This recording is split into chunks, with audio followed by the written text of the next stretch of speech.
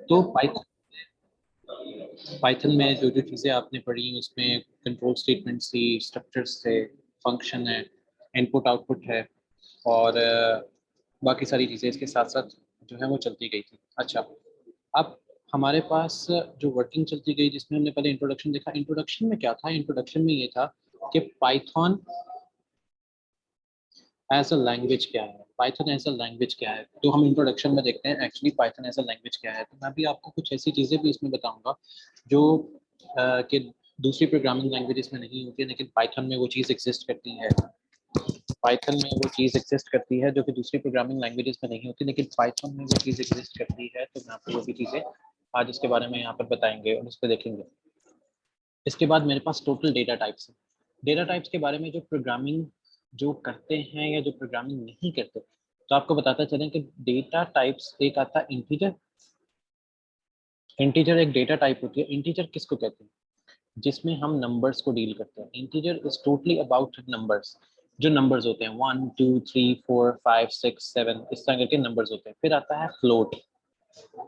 Float भी एक data type है। अभी हम सिर्फ डेटा टाइप की बात कर रहे हैं। फ्लोट में आता है नंबर्स होते हैं लेकिन पॉइंट के साथ होते हैं। नंबर्स होते हैं लेकिन पॉइंट के साथ होते हैं। इसके बाद हमारे पास आता है करैक्टर। अच्छा, करैक्टर एक ऐसी डेटा टाइप है जो पाइथन यूज नहीं करता। करैक्टर एक ऐसी डेटा टाइप है जो पाइथन यूज नहीं करता।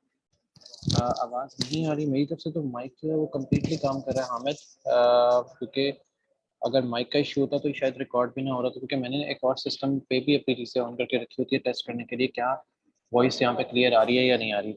तो आप एक दफ़ा फिर रिकनेक्ट करके देख लो या हेडफोन लगा के देख लो, तो आपको शायद आइडिया हो जाएगा कि वॉइस नहीं आ रही।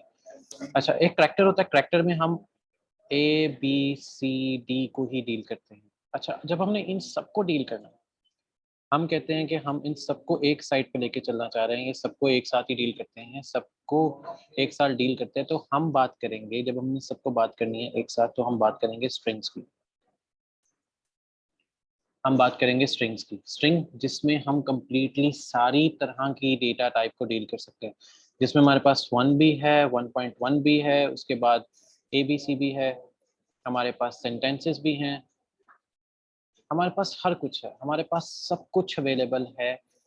स्ट्रिंग्स की डेटा टाइप में हमारे पास सब कुछ आ जाता है। कि अगर हम स्ट्रिंग्स की बात कर रहे हो, हमारे पास सब कुछ आता है जब हम स्ट्रिंग्स की बात करते हैं या स्ट्रिंग में हम चीज़ों को लेके चलते हैं। स्ट्रिंग्स के बाद आता है कंट्रोल स्टेटमेंट। अच्छा, कंट्रोल स्टेटमेंट के बारे में बहुत से लोगों के क्वेश्चंस होते हैं। कंट्रोल स्टेटमेंट के बारे में बहुत से लोगों के क्वेश्चंस होते हैं। अब कंट्रोल स्टेटमेंट्स किस किस तरह की होती है, मैं अब आपको इसकी एक मजे की चीज़ बताता हूँ। अब हम कंट्रोल स्टेटमेंट की अगर बात करें तो कंट्रोल स्टेटमेंट ज़्यादातर लोगों को पता है इफ, क्योंकि कंडीशन आ जाती है। कंडीशन, हम यहाँ पर बात करते हैं कंडीशन बेस्ड स्टेटमेंट की। हम कंडीशन बता रहे होते हैं कि किस कंडीशन में ये चीज वर्क करेगी। इफ इट हैपेंस या if it is good, if it is true, if it true. अगर ये ट्रू होगा तो ये हो जाएगा, अगर ये फॉल्स होगा तो ये हो जाएगा, अगर ये ट्रू होगा तो ये होगा, अगर ये फॉल्स होगा तो ये होगा। फिर अगर फॉल्स है तो एल्स की कंडीशन आ जाएगी। हमने किसी चीज को कंट्रोल करना है, हमने अपनी इनपुट और आउटपुट को कंट्रोल करना है। इनपुट और आउटपुट को कंट्रोल करना है, तो मैं एल्स की कंडीशन में बताऊंगा कि अगर इफ की कंडीशन में अगर चीज फॉल्स हो रही है, इफ की कंडीशन में अगर चीज फॉल्स हो गई है, अगर वो चीज यहाँ पर नहीं चल रही, तो वो एल्स में चलेगी। और अगर मेरे पास मल्टीपल कंडीशन मैंने चेक करनी है, अगर मेरे पास मैंने अब चेक करनी है मल्टीपल कंडीशंस, अगर हमने अब चेक करनी है मल्टीपल कंडीशंस, अगर मैं मल्टीपल कंडीशंस चेक करना चाहता हूँ तो क्या करूँगा? मल्टीपल कंडीशंस में अब हमारे पास जो चीज़ें आएंगी फॉर मल्टीपल कंडीशंस। अब मल्टीपल कंडीशंस में अगर मैं सिर्फ कंट्रोल स्टेटमेंट नहीं होगी, मल्टीपल कंडीशन में इफ पहला होगा, एल्स इफ दूसरा होगा, और इसी के अंदर एल इफ भी यूज होता है। अब दोनों इफ कंडीशंस में क्या डिफरेंस है? एल्स इफ या एल इफ, दोनों में क्या डिफरेंस है? अगर एल्स इफ की बात करते हैं, इसका मतलब ये है कंटिन्यू करो, ये कंटिन्यू रहता है till and.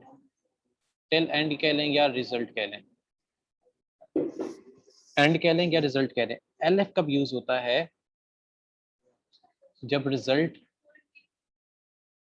Not found. Elif तब यूज होता है जब रिजल्ट नॉट फाउंड होता है। रिजल्ट नॉट फाउंड होता है तो एलिफ यूज होगा। एल्स इफ यूज होता है जब हमें रिजल्ट का पता होता है। जब हमें रिजल्ट का पता होता है तो एल्स इफ यूज होगा। जब हमें रिजल्ट का नहीं पता तो एलिफ यूज होगा। सो पाइथन में ये दो कंडीशंस अवेलेबल हैं। ये दो कंडीशंस पे पाइथन में काम किया जाता है। अच्छा, अब आते हैं फंक्शंस पे। फंक्शन क्या होता है? अच्छा, फंक्शन टेक्निकली स्पीकिंग मेथड है। Method of doing something. Method of doing something. Something क्या? Some steps. कोई स्टेप हो सकते हैं। There are some steps to perform. There are some steps to perform. आपने कोई स्टेप परफॉर्म करने हैं। आपने कुछ वर्क परफॉर्म करना है। वर्क परफॉर्म करना है। आपने कुछ इंफॉर्मेशन ऐड करनी है। आपने कुछ डेटा रिप्रेजेंट करना है। तो फंक्शन के अंदर मल्टीपल चीजें आप एक टाइम पर कर सकते हो। फंक्शन में मल्टीपल चीजें आप एक टाइम पर कर सकते हो। फंक्शन फंक्शन अगर हम फंक्शन की बात करें तो फंक्शन खुद एक मेथड है। मेथड को कॉल किया जाता है।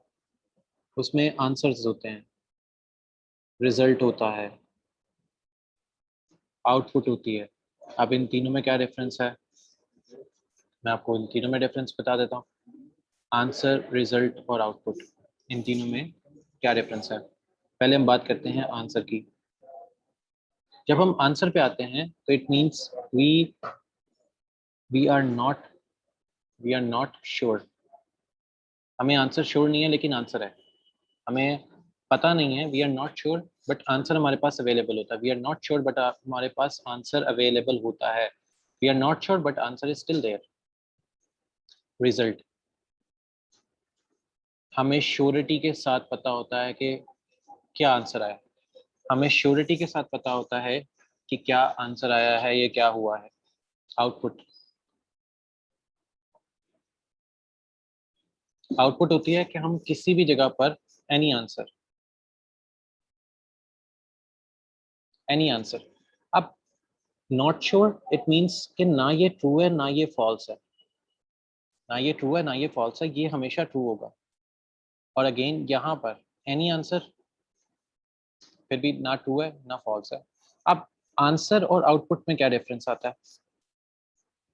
आंसर और आउटपुट में क्या डिफरेंस आता है? अगर हम सिंपल आंसर की बात करें, अगर हम सिंपल अब आंसर की बात करें, आंसर का मतलब होता है,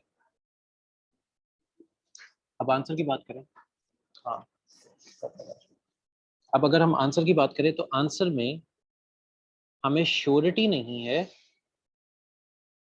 श्योरिटी नहीं है कि आंसर ये वाला ठीक है या ये ठीक है, क्योंकि दोनों में वैल्यू जो है वो ट्रू है। दोनों में जो वैल्यू है वो ट्रू है। जबकि आउटपुट में एक फॉल्स है वैल्यू और एक ट्रू। इस पे मेजर डिफरेंस इस तरह काउंट किया जाता है।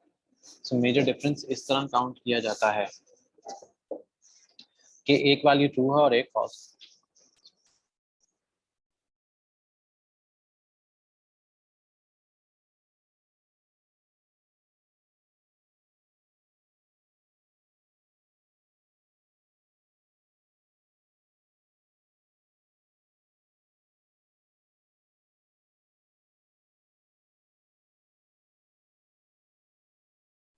अच्छा, तो आउटपुट में ये चीजें आती हैं। एक हमें ये पता होता है कि फॉल्स है और एक हमें पता होता है ट्रू है।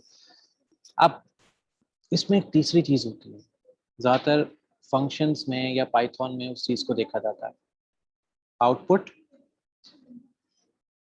और रिजल्ट। ज्यादातर लोग आपसे पूछेंगे what is the difference between output and result while taking an interview. ज्यादातर लोग पूछेंगे कि what is the major difference between output and result. तो आप बताते हैं आउटपुट वो है एनी आंसर,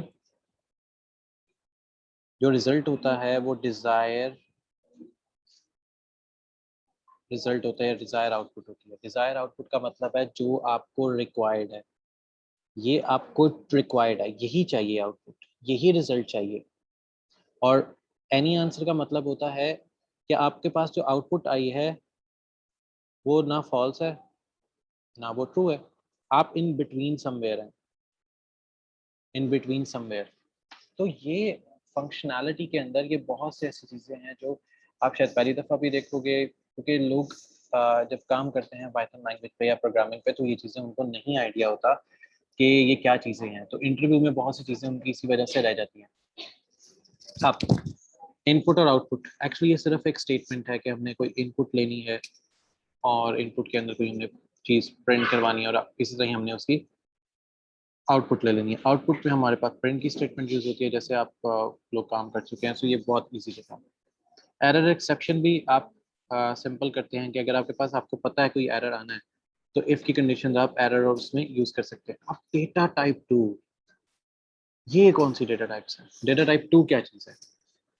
जो असल हमारे पास मकसद आता है डेटा टाइप 2, डेटा टाइप 2, इसमें ज़्यादातर कॉन्सेप्ट होते हैं ऑब्जेक्ट ओरिएंटेड के, जो हमने आगे जाके डिस्कशन करनी होती है ऑब्जेक्ट ओरिएंटेड की। डेटा टाइप 2 में मोस्टली हमारे पास सारे स्ट्रिंग्स हैं, ऑपरेटर्स हैं, इसमें एंड ऑपरेटर है, और ऑपरेटर है, ऑपरेटर्स या ऑपरेंड्स आ जाते हैं। फिर ऑब्जेक्ट ओरिएंटेड प्रोग्रामिंग आ जाती है, फिर मॉड्यूल्स एंड पैकेजेस जिसमें हमारे पास मैथ की लाइब्रेरीज होती हैं और डिफरेंट लाइब्रेरीज होती है। एडवांस टेक्निक में हमारे पास पाइथन में फ्रेमवर्क्स आ जाते हैं, जिसमें एक जेंगो है, फ्लास्क है, के फिर टूल्स आ जाएंगे, फिर रेगुलर एक्सप्रेशन आ जाते हैं। तो पाइथन इन सबको मिलाकर बनी है, पाइथन इन सबको बनाकर उसको एग्जीक्यूट किया जाता है। अब हर लैंग्वेज में हर एक छोटी छोटी चीज़ पे एग्जीक्यूशन डिपेंडेंट होती है हमारी वर्किंग की, एग्जीक्यूशन डिपेंडेंट होती है हमारी वर्किंग की। अब मैं आगे चलता हूँ, एक्सप्लेनेशन को आगे बढ़ाते हैं और पहले चलते हैं इंट्रोडक्शन वाली साइड पे आते हैं और इंट्रोडक्शन को आगे लेके चलते हैं। तो पाइथन जैसे आपको पता है कि एक डायनामिक प्रोग्रामिंग लैंग्वेज है और इसको वहाँ से इसको देखा जाता है। So it's totally based on dynamic programming, extremely iterable. अच्छा, जो इसमें अब सीखने वाली चीज़ है वो ये है इसका सिंटैक्स। अब सिंटैक्स कैसे काम कर रहा है? सिंटैक्स में आप अगर इसका सिंपल नॉर्मली चीज़ चेक करो, सिंटैक्स में अगर हम सिर्फ नॉर्मल चीज़ चेक करें तो अगर if you look at this one कि हेलो वर्ल्ड, तो सिंपल हम प्रिंट की स्टेटमेंट में लिख रहे हैं हेलो वर्ल्ड, सिंपल प्रिंट की स्टेटमेंट में लिख रहे हैं hello world. Ji Zeeshan, if you have any question तो आप टाइप करके मेरे से पूछ लें कि आपका कोई क्वेश्चन है तो। अच्छा, हेलो वर्ल्ड हम इस तरह लिखा जा रहा है बिल्कुल। अब मैं आपको क्या काम करता हूँ कि I am going to write a code for it, कि आप इसका कोड इजीली लिख सकते हैं। तो मैं इसका कोड एक्चुअली करता हूँ।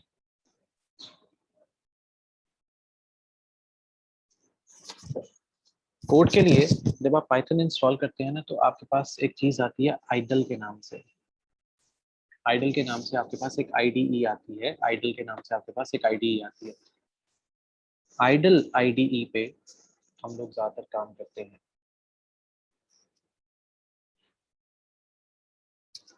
आइडल आईडीई के ऊपर हम ज़्यादातर काम कर रहे होते हैं। अब आइडल आईडीई है एक्चुअली, तो यहाँ पर जो हमारी वर्किंग होती है वो कोड होता है। हम यहाँ पर ज़्यादातर कोड में काम करते हैं। अब मैं एक सिंपल कोड लिखता हूँ।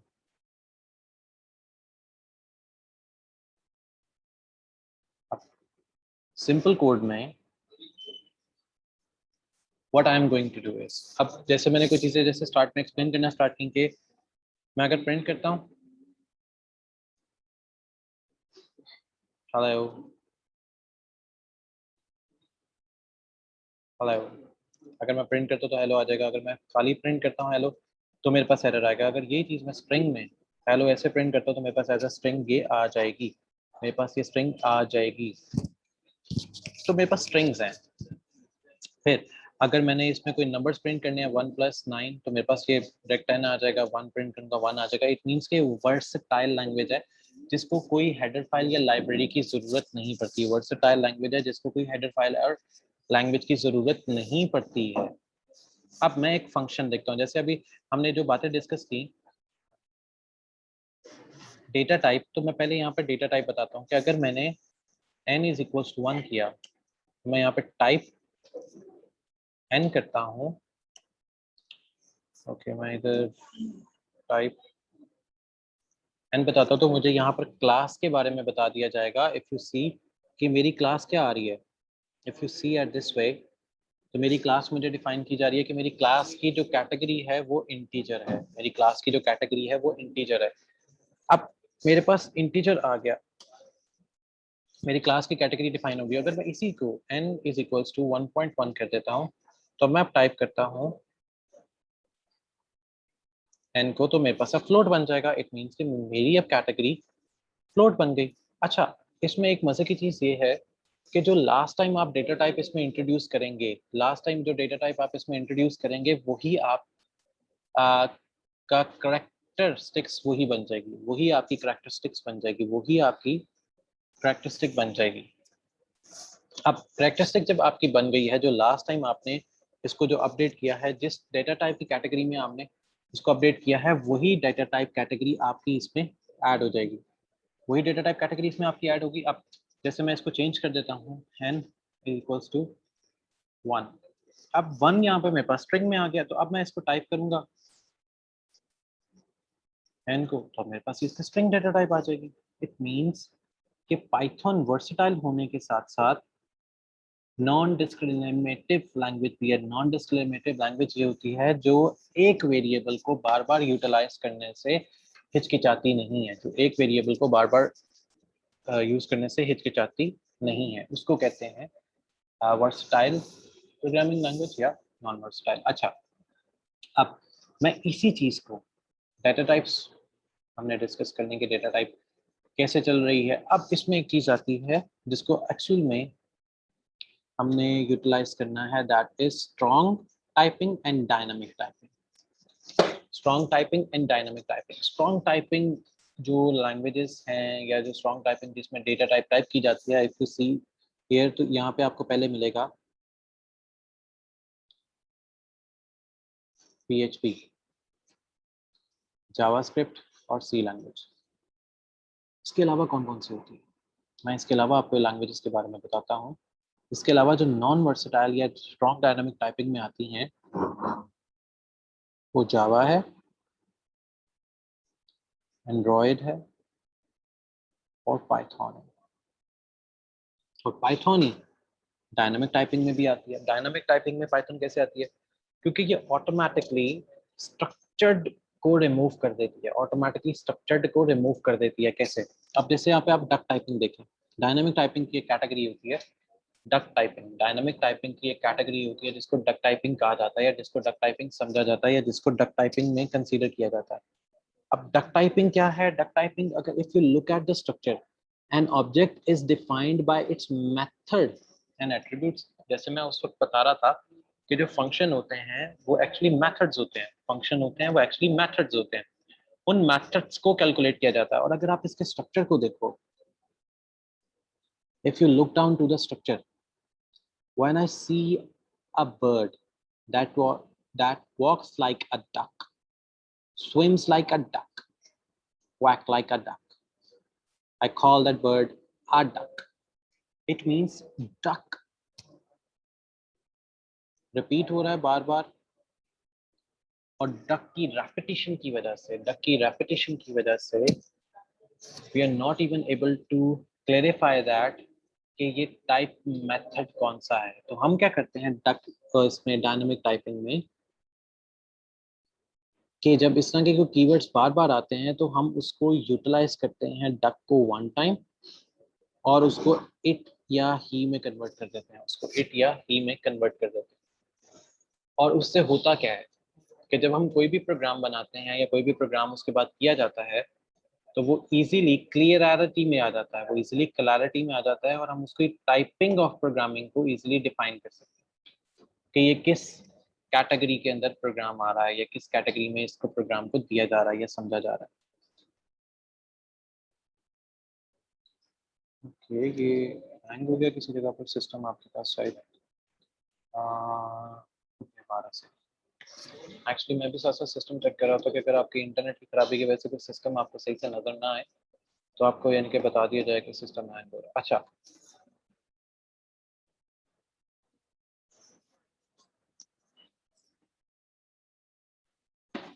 अच्छा, डक टाइपिंग में हमने देख लिया। अब मैं अगर इसको रियलिटी में करूँ, अगर मैं इस चीज़ को रियलिटी में लेके आता हूँ किसी भी चीज़ के ऊपर कोड करने के लिए, मैं इसको यहाँ पे कोड करता हूँ, तो मैं यहाँ पे कोई फंक्शन डिफाइन करता हूँ।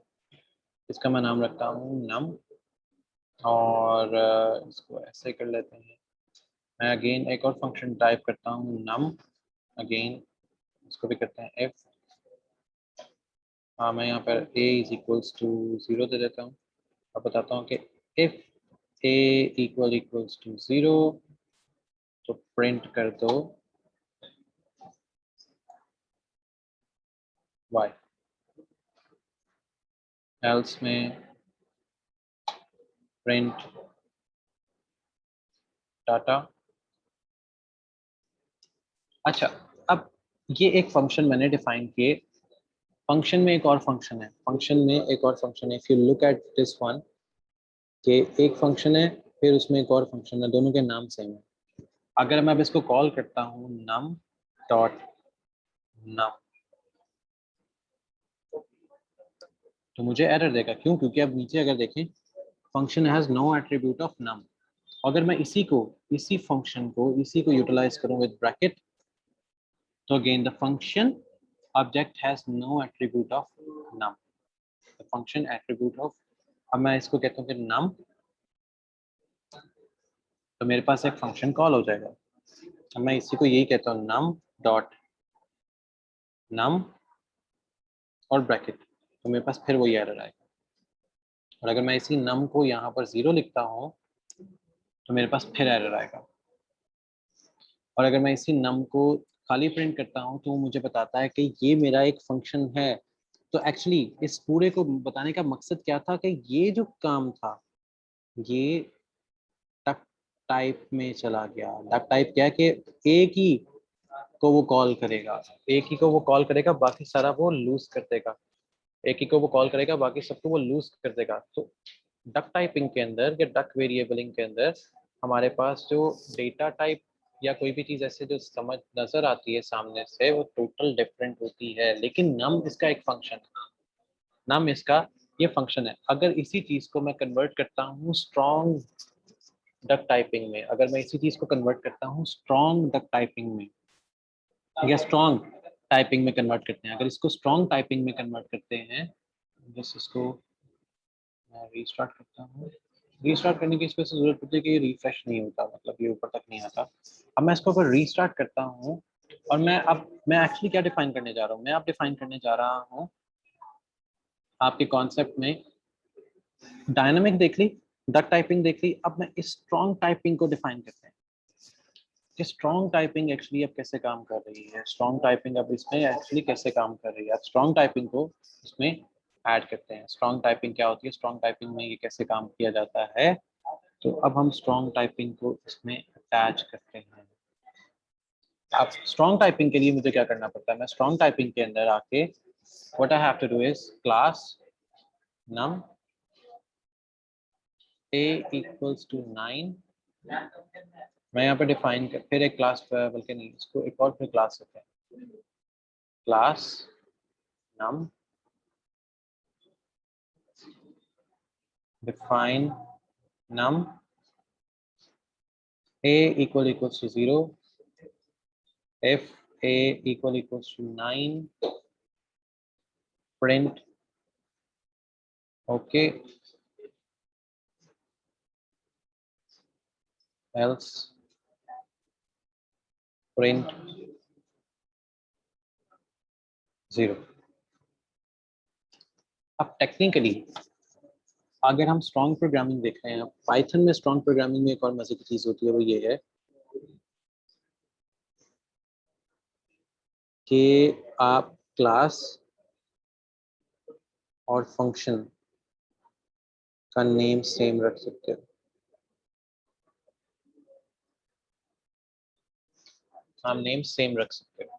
क्लास और फंक्शन का जो नेम है वो आप सेम रख सकते हो। अब इसका जो रिजल्ट आएगा वो कैसे आएगा, मैं कहता हूँ नम डॉट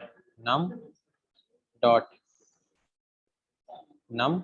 अब यहाँ पर मैं कैटेगरी डिफाइन करूंगा, तो एक्चुअली हमारे पास आंसर 0 है, तो ए इज नॉट डिफाइंड। अब ए इज नॉट डिफाइंड क्यों, इसमें एक मिस्टेक क्या है, if you look eight here, यहाँ पे ए के साथ डबल इक्वल टू 0 हो गया, ए के साथ डबल इक्वल्स टू 0 हो गया। मैं जरा इसको जरा सेट करता हूँ, इसको हम सेट करते हैं और मैं इसी प्रोग्राम को नीचे लेके आता हूँ और a इक्वल्स टू 0 कर देते हैं,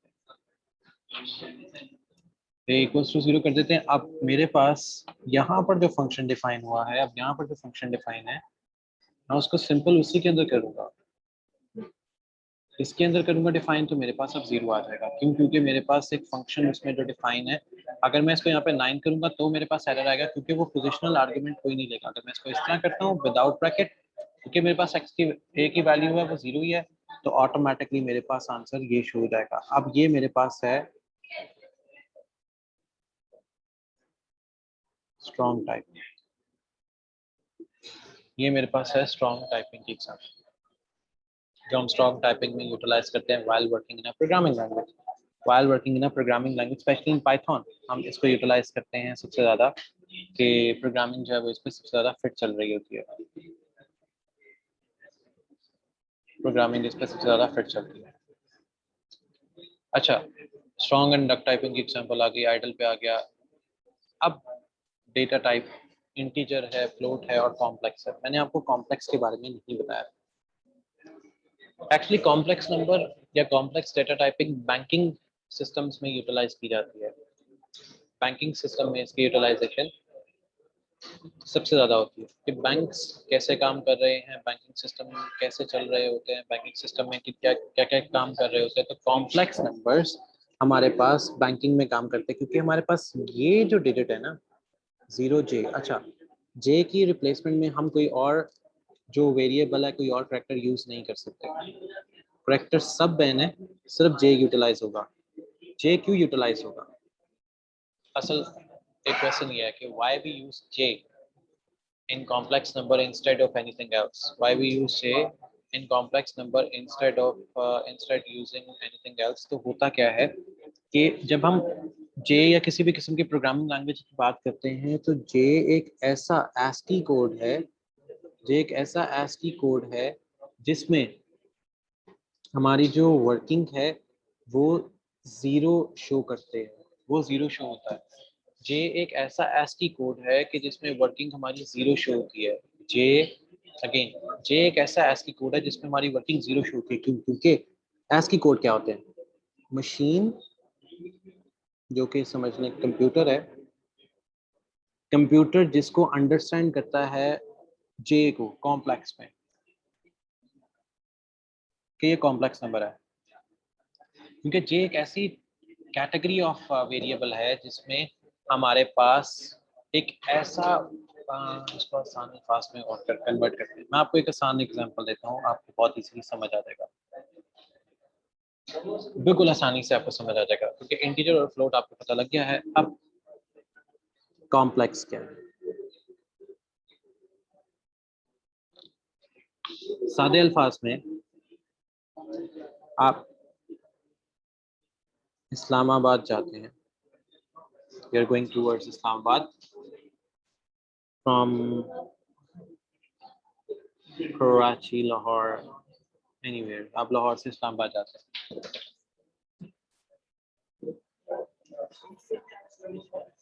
अब आप के रास्ते में अगर आप जीटी रोड से जाते हैं,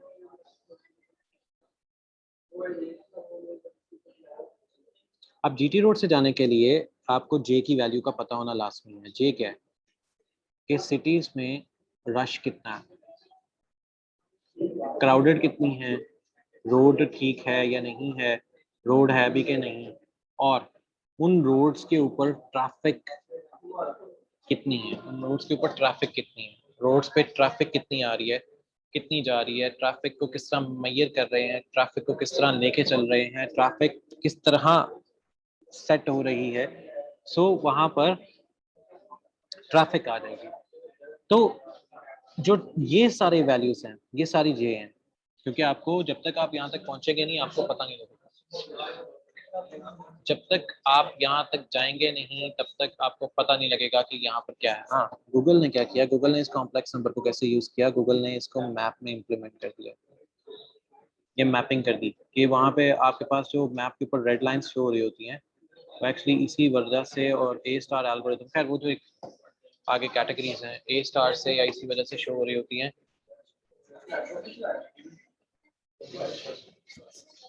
कि ट्रैफिक किस वजह से ज़्यादा है, ये ट्रैफिक क्यों ज़्यादा हो गई है, वहाँ पे ट्रैफिक किस वजह से ज़्यादा है, क्योंकि ज़्यादातर मोबाइल्स वहाँ पे स्टक होते हैं, लोग वहाँ पे रुके होते हैं, तो ट्रैफिक ज़्यादा हो जाती है, ट्रैफिक गेन नहीं हो रही होती। तो हर चीज़ डिपेंडेंट होती है आपकी किसी ना किसी जगह से, किसी ना किसी वजह से आपकी वर्किंग डिपेंडेंट होती है, या आप उसको देख के चल रहे होते हैं। अच्छा, हमारे पास जो नेक्स्ट कैटेगरी आती है वो आती है कि हम आगे क्या काम कर रहे हैं। देन हमारे पास आता है ऑपरेटर्स और नंबर्स। देन हमारे पास आता है ऑपरेटर्स और नंबर्स। ऑपरेटर्स और नंबर्स को हम देख के चलते हैं कि ऑपरेटर्स कैसे काम करते हैं और नंबर्स किस तरह काम कर रहे होते हैं।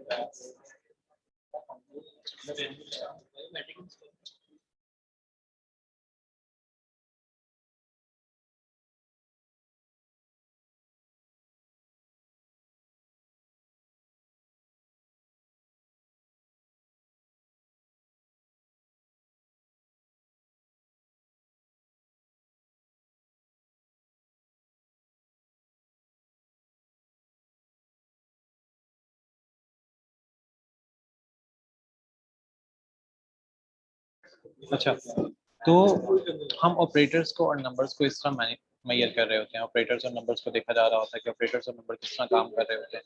ऑपरेटर्स में या नंबर्स में हमारे पास कौन कौन सी वैल्यूज आ रही हैं, कौन कौन सी वैल्यूज नहीं आ रही है, और किन किन वैल्यूज को देखा जा रहा है और किन किन वैल्यूज को नहीं देखा जा रहा। हर वैल्यूज में किसी न किसी वैल्यू को देखते हुए हम चीज़ों को डिपेंडेंट या इंडिपेंडेंट वेरिएबल्स तक कंसीडर करते हैं। अब डिपेंडेंट वेरिएबल्स क्या होते हैं? डिपेंडेंट वेरिएबल ये होते हैं कि बेसिक अर्थमेटिक ऑपरेशन इसमें से क्या आ रहे हैं, बेसिक अर्थमेटिक ऑपरेशन इसमें से क्या आ रहे हैं। ज़्यादातर आप लोग जब भी प्रोग्रामिंग यूज़ करते हैं तो हम प्लस माइनस मल्टीप्लाई या डिवाइड के ऑपरेटर्स को यूटिलाइज कर रहे होते हैं, या इस तरह के ऑपरेटर्स यूज़ हो रहे होते हैं, या फिर हमारे पास एबीएस के फंक्शन। अच्छा, इसमें ना एक मज़े की चीज़ है एक और प्रोग्रामिंग में, इस प्रोग्रामिंग में स्पेशली ऑपरेटर्स के अलावा,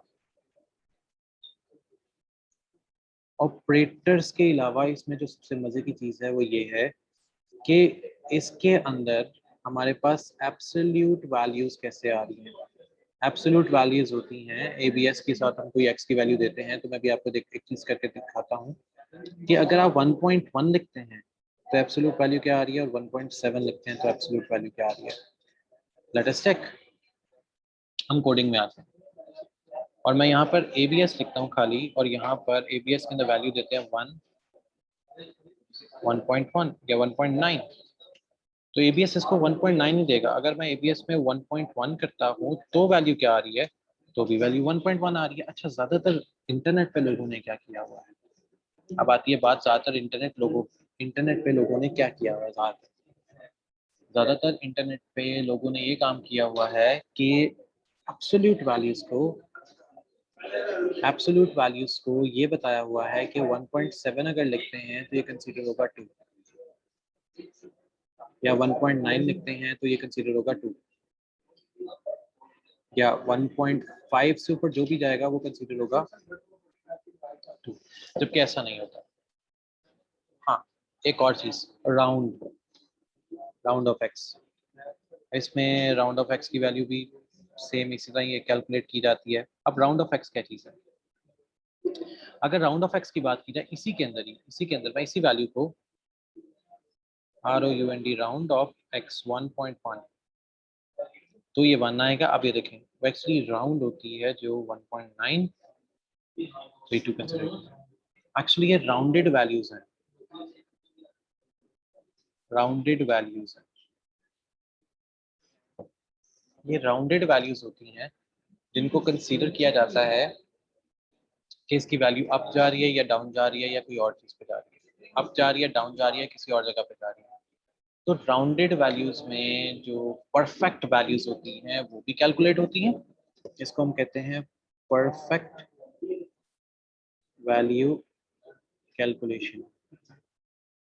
perfect value calculation, perfect value calculation को कैलकुलेट किया जाता है,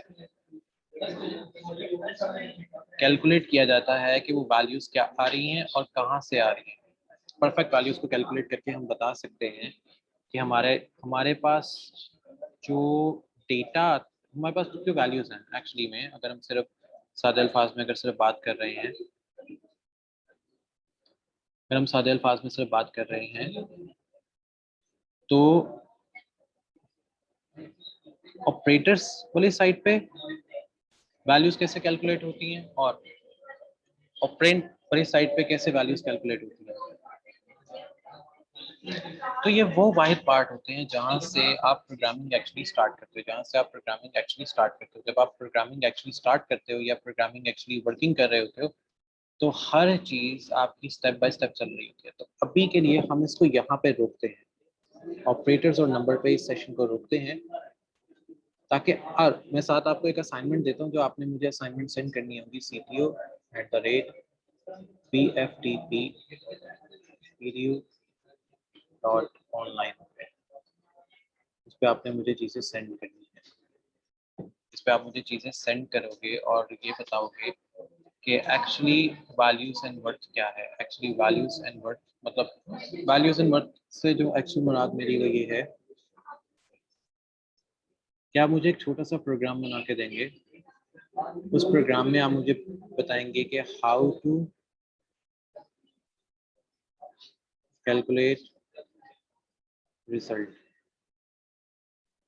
लाइक किसी भी, आप एफएससी का रिजल्ट कैसे कैलकुलेट करते हैं और पोजीशन कैसे निकालेंगे, क्योंकि 90 पे है तो आपने ए ग्रेड रिप्रेजेंट करवाना है, अगर 90 है तो आपने ए ग्रेड देना है, अगर 91 है तो भी ए ग्रेड आया है, 95 तक, 95 पे जाके ए प्लस हो जाए, तो ये कैसे होगा।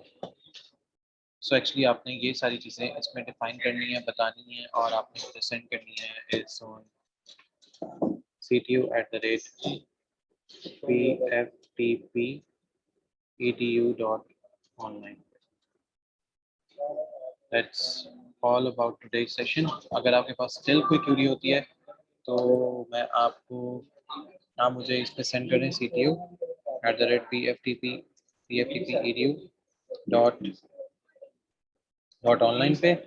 आप मुझे ये क्यूरीज बता सकते हैं। सेकंड, आप लोग का जो व्हाट्सएप का ग्रुप होगा वो भी जल्दी बना दिया जाएगा और वहाँ से फिर आपके पास और भी चीज़ें जो हैं वो आती रहेंगी व्हाट्सएप के ग्रुप से भी, और आप व्हाट्सएप के ग्रुप में भी आगे वर्किंग फॉरवर्ड स्टार्ट कर सकते हैं या वर्किंग आप आगे देख सकते हैं।